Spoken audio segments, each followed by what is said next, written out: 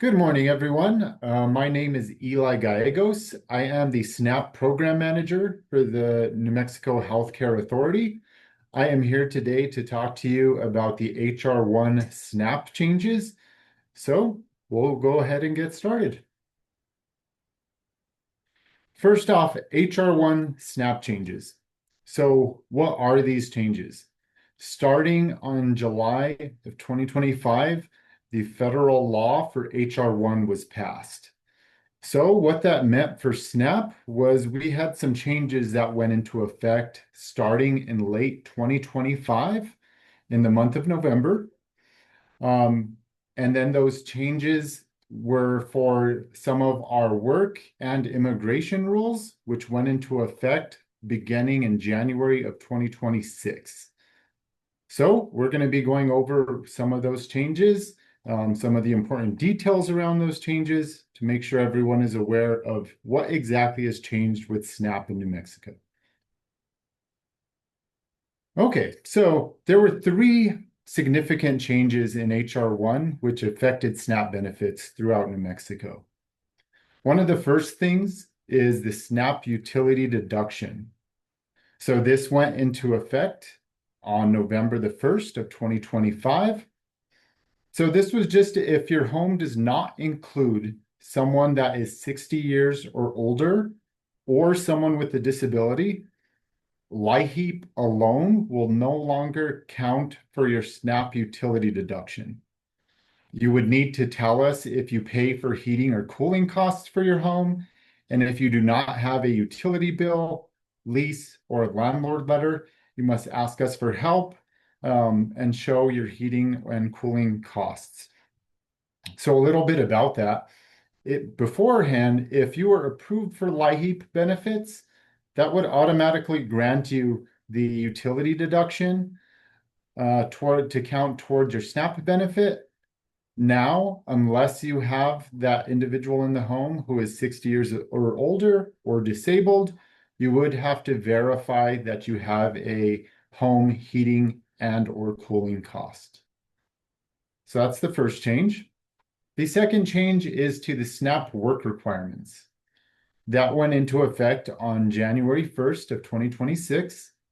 And that just stated that many adults that are aged 18 through 64 who do not meet an exception, they must work or volunteer to keep their food stamp benefits.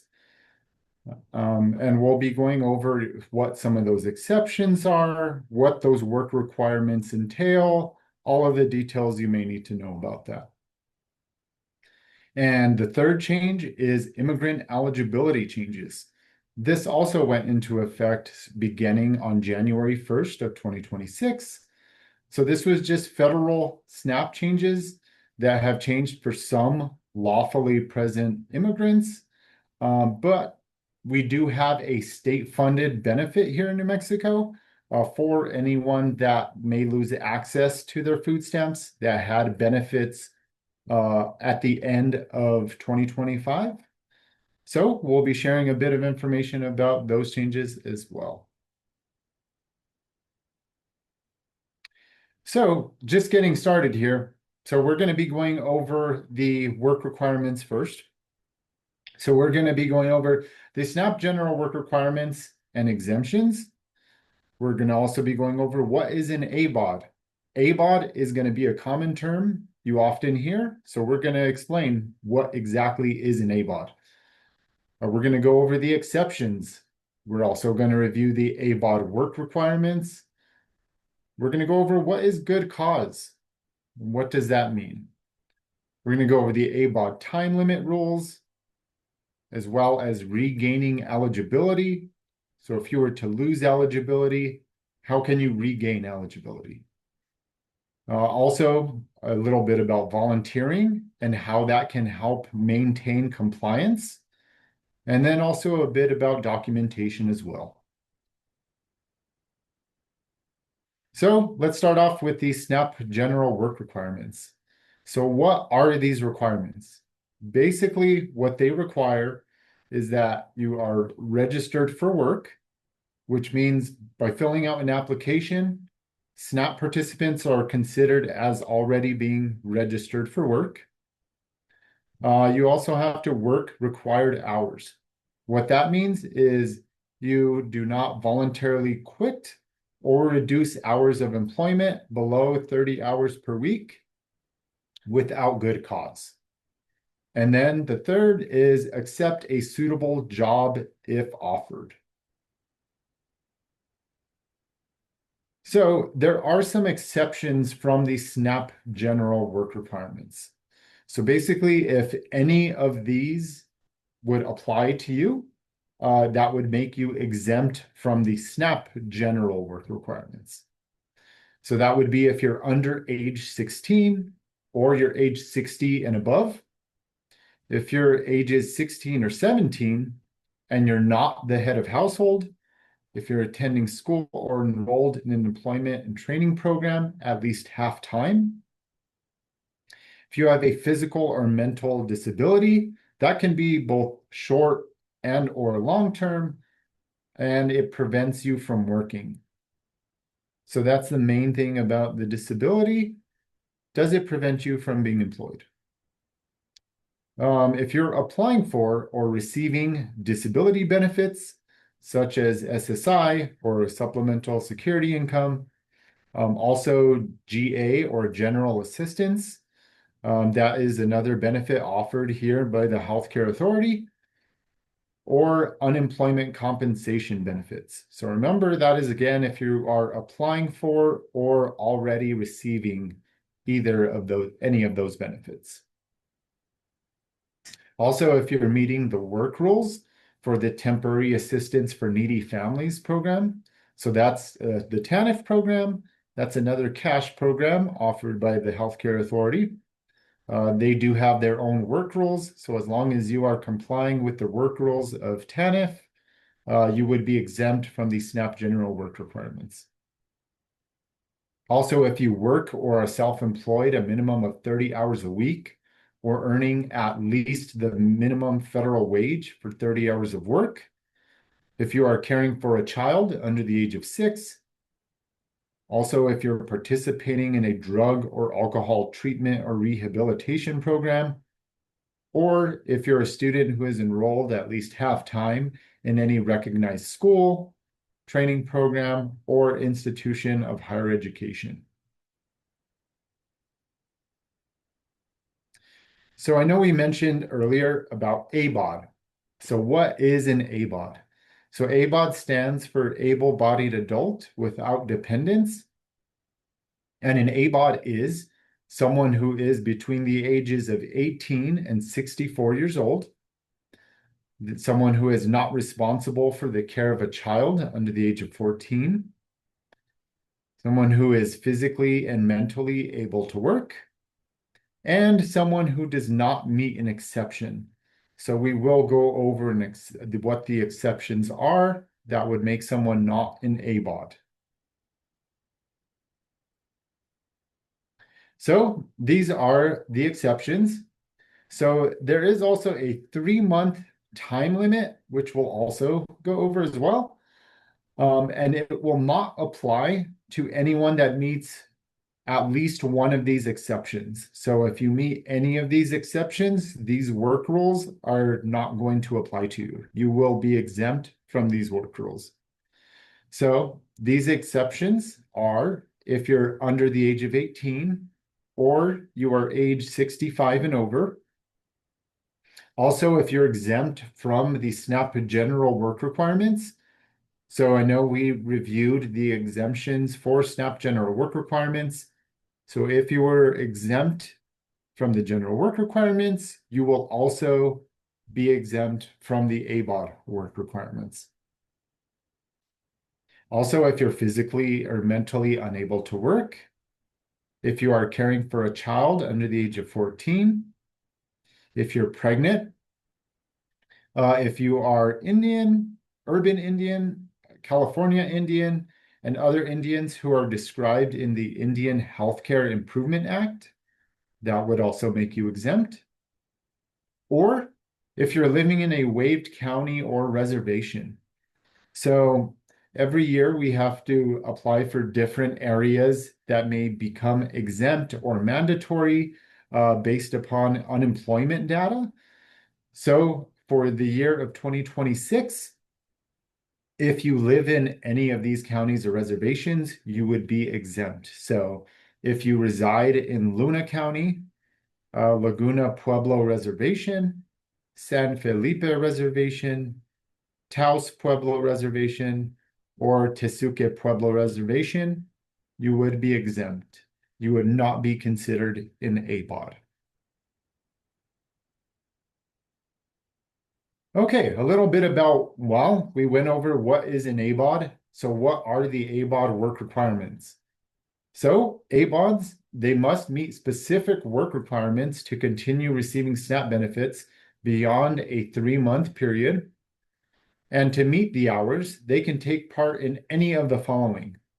So they can work, they can participate in a work program, they can volunteer, or they can work in exchange for services or in-kind employment. Good cause. So good cause is something that it is based upon temporary circumstances beyond the customer's control, such as something like an illness of another household member that would require the presence of the member, a household emergency, or the unavailability of transportation. And to note, good cause is decided on a case-by-case basis.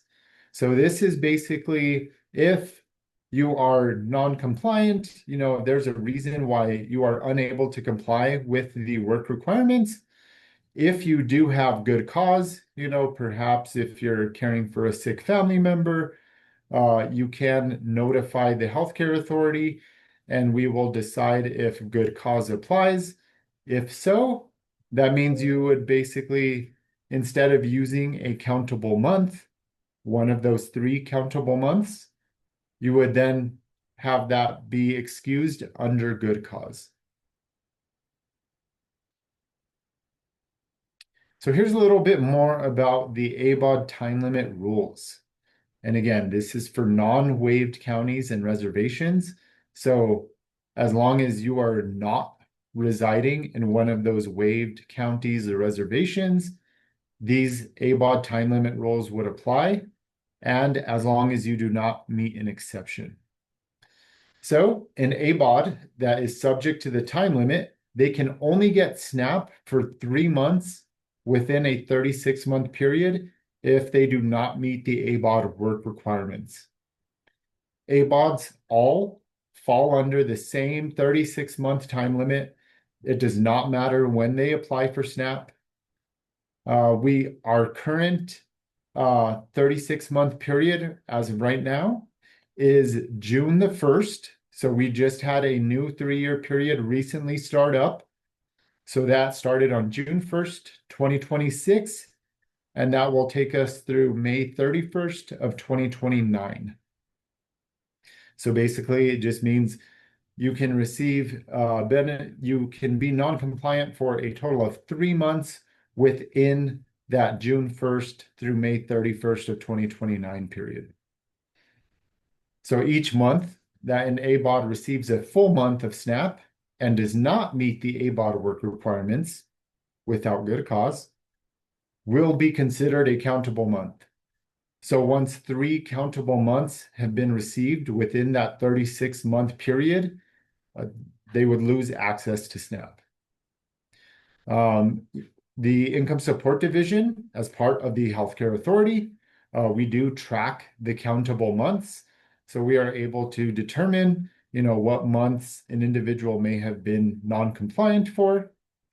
And then just an important thing to note, these time limits only apply to ABAWDs that are living in non-waived counties and reservations, and customers that are considered ABAWDs but lived in a waived county or reservation do not have the ABAWD time limit rules applied to them.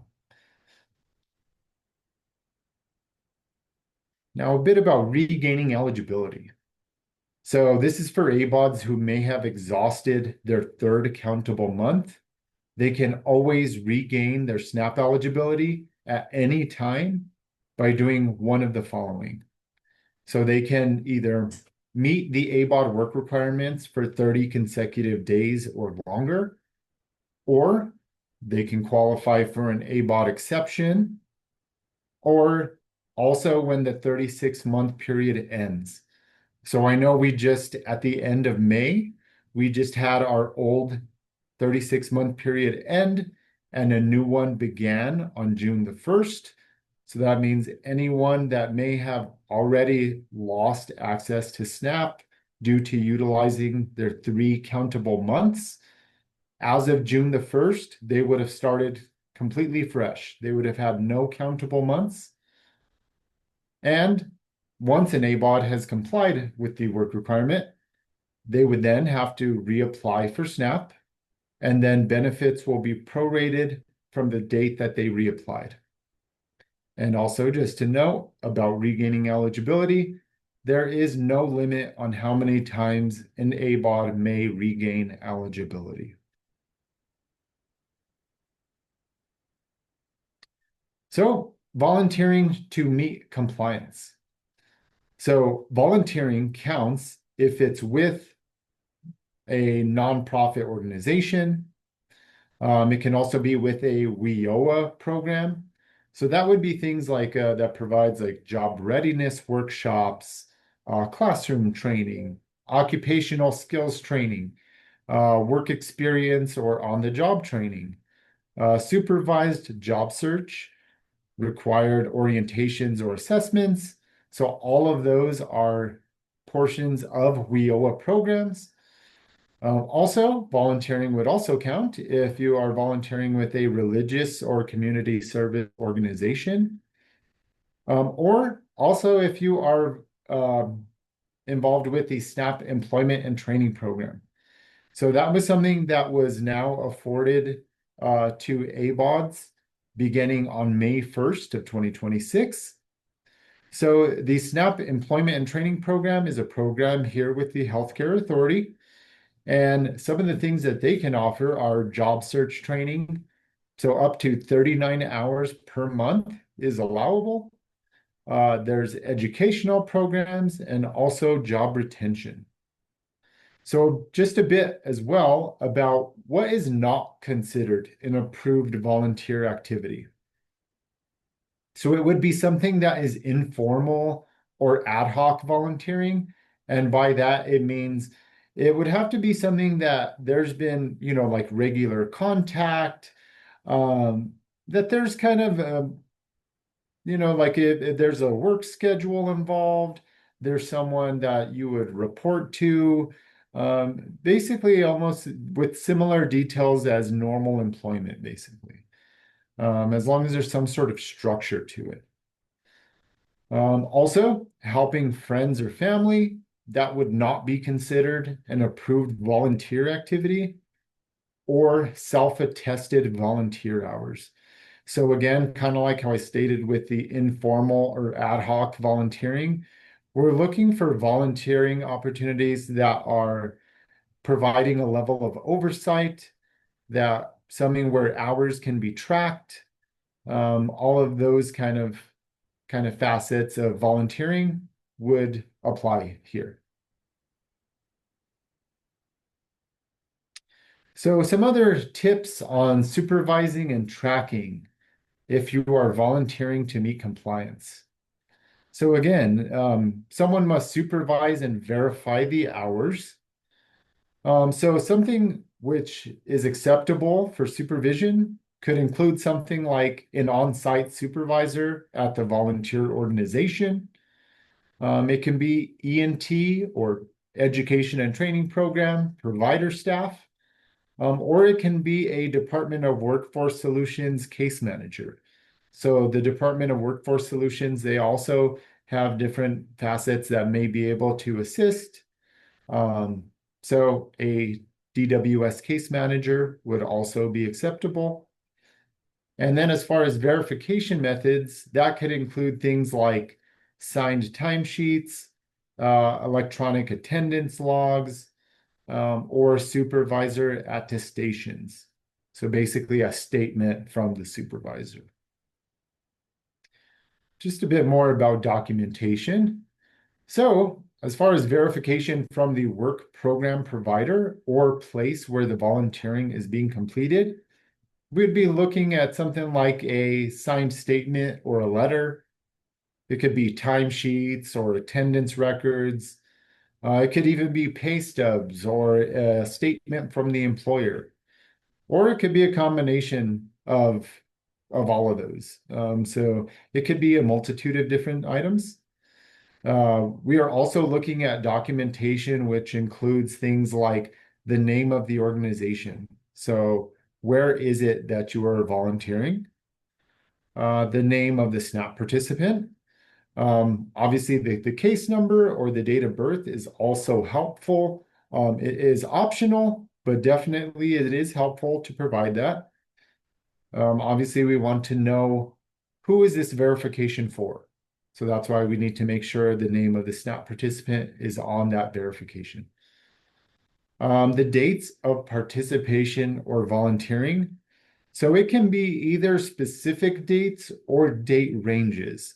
So they can say each of the days that volunteering was completed, or let's just say if volunteering was done from Monday through Friday, they can also state that as well. We'd also be looking at how many hours were completed. So how many hours of volunteering were completed. Also a brief description of the activity. So for example, it can be food pantry support or administrative help. It could be basically just a brief explanation of what kind of activity are you doing there? What kind of volunteering activities are you doing? And then the last thing would just be that there is a signature of the supervisor or the person who is overseeing the activity. So again, back to that level of oversight, whoever is providing that level of oversight, just making sure that whatever documentation is being provided, that individual is signing and overseeing the activity. And that concludes everything I have had to speak to you about today regarding the HR1 SNAP work rule changes. And I'd like to thank you for your time.